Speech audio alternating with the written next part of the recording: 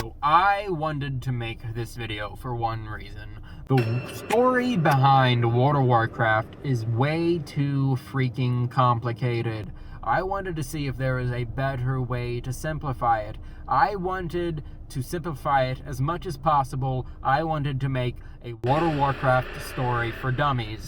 But I wondered, okay, where do I stop here?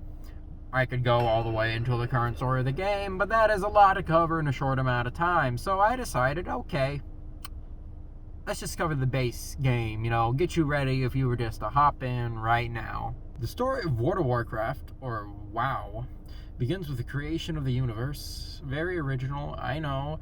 It's kind of vague, but we're given a handy-dandy graph to show us the big cosmic players. You got the Void Lords, which are like the parallel dimension shadow gods. Well, they're like best buds with the old gods, which are like Lovecraftian Cthulhu monsters bent on world domination. You got the Light, which is exactly what it sounds like. You got a bunch of pious, holy, pure warrior priests. You know what you get with that.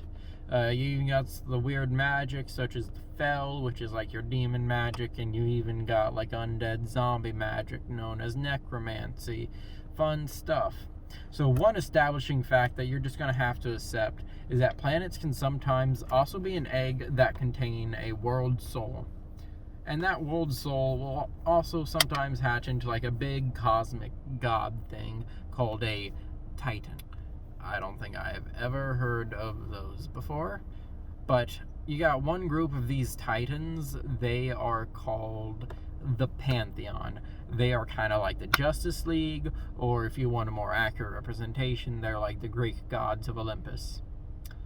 So these guys, these twinkle stars, they're the ones that decided to make our planet into what it is. They made one supercontinent with one giant magic well at the center, surrounded by night elves, which are like a bunch of hippie, magic-addicted elves of the forest. One day, a big, bad, big daddy demon titan shows up with an army of demons called the Burning Legion, and he says, that's a yummy-looking planet you got there. It would be a shame if somebody were to purge it of its corruption. Anyways, this battle is known as the War of the Ancients. Guess what? The good guys win by exploding the magic well, and that is how the continents are formed. Fast forward some time, and on the Big Boy Island, specifically the eastern one, called the Eastern Kingdom, coincidentally. Fun fact, it was named by the humans, and they actually named it before they even knew that other islands might have existed. They were just really bold, and they got really lucky. So the humans, they form an alliance with the other races on their continent, the dwarves and the elves.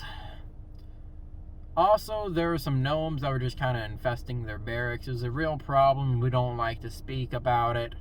The High Elves are actually the descendants of the Night Elves. They migrated after the War of the Ancients, and they somehow evolved, and they taught the humans the way of the magic. And those sneaky little gnome people, they decided they were going to just steal it. The gnomes stole the magic.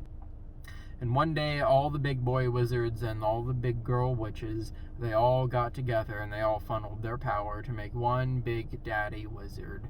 And he only had one job in life. They only had one job in life: to stop any demon invasions.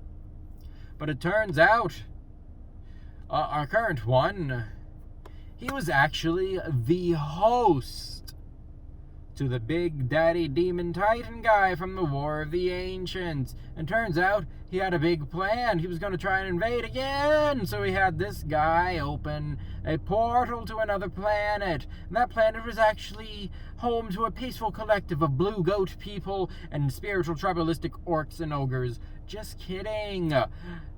The orcs were a very brutal and barbaric species that invaded Azeroth with the goal of destroying the humans at the servitude of their demon overlords. They destroyed the southern human kingdom of Stormwind, and that is the first war. But don't worry, the second war, the sequel happens almost immediately because they decided, after the portal was destroyed in the first war, they decided to make a second portal. But the humans decided to try a different tactic. This time, they were going to do what the orcs did. They counter-invaded the orc world, and somehow it worked. And you know how there's a common theme in all of this? Well, they decided to blow it up as well. That's how we got the moon. It is humanity at its finest, just blowing everything up. So the leftover orcs on Azeroth, they're just kind of enslaved, and after a while, a group of them break free, and they decide they're going to form a new horde of themselves. They're going to form a new group, and they're going to flee with the help of the guy who opened the portals in the first place. They're going to flee to a different island. They're going to flee west to the island called Westamdor.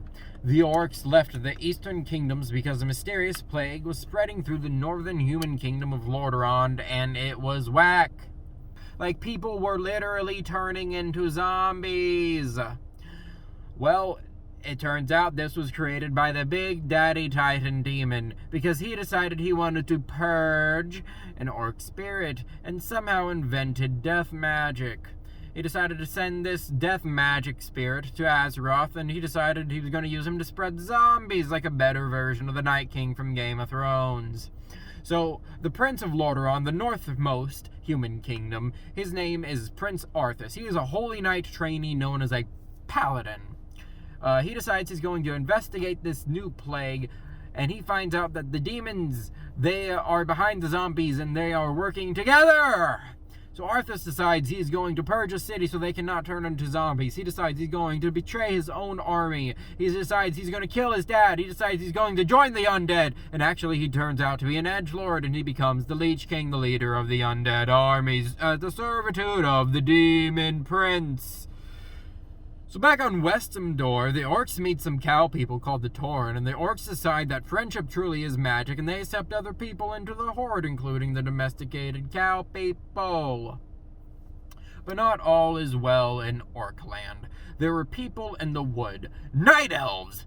Egad. Night elves fought the horde before the humans arrived, and everybody realized that the Demon Prince has a plan to purge a really big tree. All the races of the world decide they're going to unite. Every single one of them. You got the humans, you got the night elves, you got the horde. They're going to unite, and they're going to repel the second demon invasion as the Demon Prince decides to advance on a tree to molest, purge it. That is the third war. 4 years later, everybody hates each other again. The horde recruited some rebellious undead that told King Arthas, "No, Daddy, you're not my real dad." And the Alliance recruited the Night Elves because they needed some variety. So why don't you just pick a class and hop into the grind known as World of Warcraft? If you liked this video, please make sure to let me know by leaving a comment. Should you leave a like as well? Most importantly, subscribe to my channel if you really want to see more content. And if you feel like I left anything important out of this video, please let me know. I'm constantly trying to improve things, but have a great day.